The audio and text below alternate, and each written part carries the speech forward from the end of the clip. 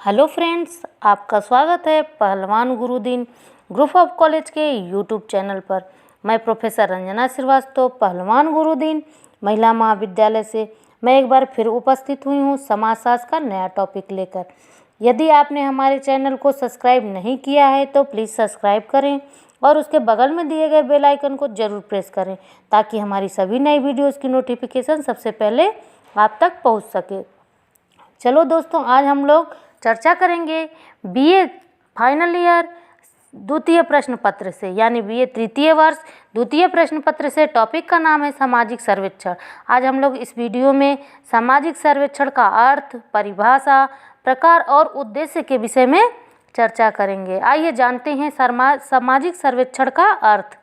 सामाजिक सर्वेक्षण सामाजिक जीवन के किसी विशेष पक्ष, विषय, प्रसंग अथवा समस्या से संबंध में निर्भर योग्य तथ्यों व दलों के संकलन तथा विश्लेषण या निर्वाचन करने की प्रक्रिया है, जो कि वैज्ञानिक सिद्धांतों व मान्यताओं पर आधारित होने के कारण अनुभव निष्कर्षों को निकालने में सहायक एवं उपयोगी सिद्ध होता है। सामाजिक सर्वेक्षण में सामाजिक समस्याएं प्रकाश में आती हैं, जिससे सामाजिक समस्याओं के निराकरण में सहायता मिलती है। सामाजिक सर्वेक्षण की परिभाषा। विभिन्न विद्वानों द्वारा दी गई सामाजिक सर्वेक्षण की परिभाषाएं इस प्रकार से हैं।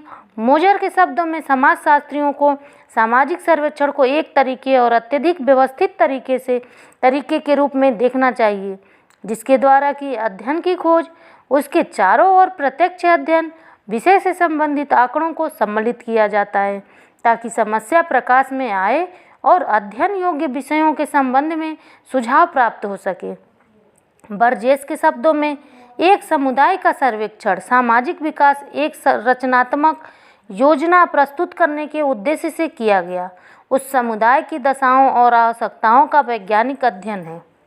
बेल्स के शब्दों में सामान्यतया सामाजिक सर्वेक्षण को किसी विशिष्ट क्षेत्र में रहने वाले एक मानव समूह की सामाजिक संस्थाओं और क्रियाओं के अध्ययन के रूप में परिभाषित किया जाता है।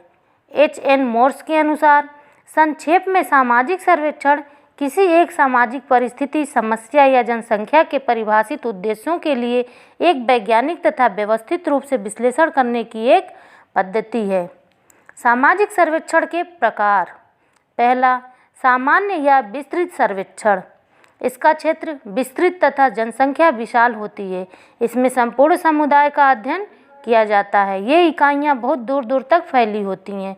दूसरा, जनगणना सर्वेक्षण। देश की जनसंख्या से संबंधित आंकड़ों की गणना करना, जैसे कि 1991 की भारत की जनगणना या 2011 की जनगणना। तीसरा, निदर्शन सर्वेक्षण। जब सर्वेक्षण का क्षेत्र विस्तृत होता है तो इस विशाल भाग से प्रतिनिधि इकाइयों का चुनाव करना और उनका सर्वेक्षण करना निदर्शन सर्वेक्षण कहलाता है। चौथा, विशिष्ट या सीमित सर्वेक्षण। इसके अंतर्गत किन्हीं विशिष्ट समस्याओं को लेकर किन्हीं विशिष्ट क्षेत्रों में सर्वेक्षण किया जाता है। इस तरह इसमें समस्या तथा क्षेत्रों दोनों ही सीमित होने चाहिए। पाँचवां, नियमित सर्वेक्षण। इसे सर्वेक्षण जो निरंतर चलते रहते हैं, जैसे रिजर्व बैंक का सर्वेक्षण आदि, नियमित सर्वेक्षण के अंतर्गत आते हैं। छठवां, सार्वजनिक सर्वेक्षण। इसके अंतर्गत वे सूचनाएं प्राप्त करनी होती है जिनको किसी तरह गुप्त नहीं रखना है। ये सूचनाएं सबके लिए होती हैं। सातवां, कार्यवाहक सर्वेक्षण। कुछ परिस्थितियां ऐसी आती हैं जब किसी समस्या को लेकर शीघ्र ही तथ्यों की आवश्यकता पड़ जाती है। इसे कार्यवाहक सर्वेक्षण कहते हैं। आठवां, गुप्त सर्वेक्षण। ऐसे सर्वेक्षण जिनको गुप्त रखा जाता है। इस तरह के सर्वेक्षण में कार्यकर्ता बड़े ही कुशल एवं अनुभवी होते हैं। नौवां, ग्रामीण सर्वेक्षण। ग्रामीण जीवन समस्याओं, घटनाओं से संबंधित सर्वेक्षणों को ग्रामीण सर्वेक्षण कहा जाता है। 10वां, नगरीय सर्वेक्षण। वे सर्वेक्षण जो नगरीय जीवन की घटनाओं और समस्याओं से संबंधित होते हैं नगरीय सर्वेक्षण कहलाते हैं। 11वां, विशेष सर्वेक्षण। इसके अंतर्गत कार्य विशेष के अनुसंधान के लिए सर्वेक्षण होता है, साथ ही उद्देश्यों की पूर्ति होते ही वह विभाग खत्म हो जाता है। 12वां, गैर सरकारी सर्वेक्षण। अनेक सामाजिक सर्वेक्षण व्यक्तिगत और गैर सरकारी संस्थाओं द्वारा किए जाते हैं। इन सर्वेक्षण को गैर सरकारी कहा जाता है।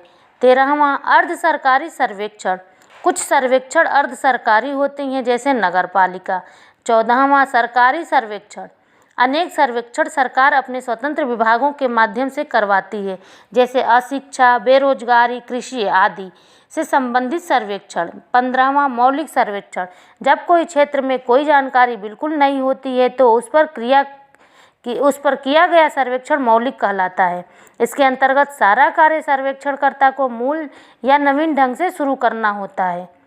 सामाजिक सर्वेक्षण का उद्देश्य।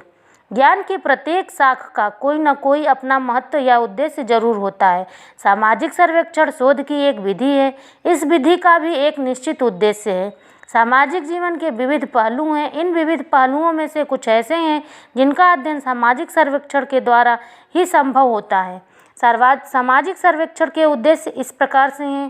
पहला, सामाजिक समस्याओं का अध्ययन।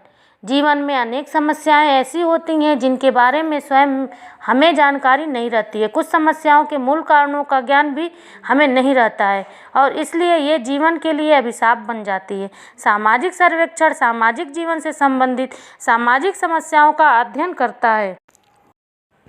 दूसरा, श्रमिकों की दशा का अध्ययन। सामाजिक सर्वेक्षण द्वारा श्रमिक वर्ग का अध्ययन किया जाता है। आधुनिक युग में कल्याणकारी सिद्धांतों को विशेष महत्व दिया जाता है और सभी वर्गों के कल्याण के प्रयास के लिए किए जाते हैं।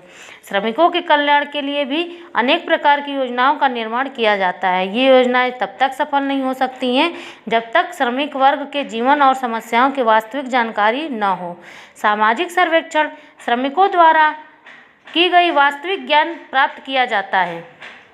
तीसरा, सामाजिक सिद्धांतों का सत्यापन।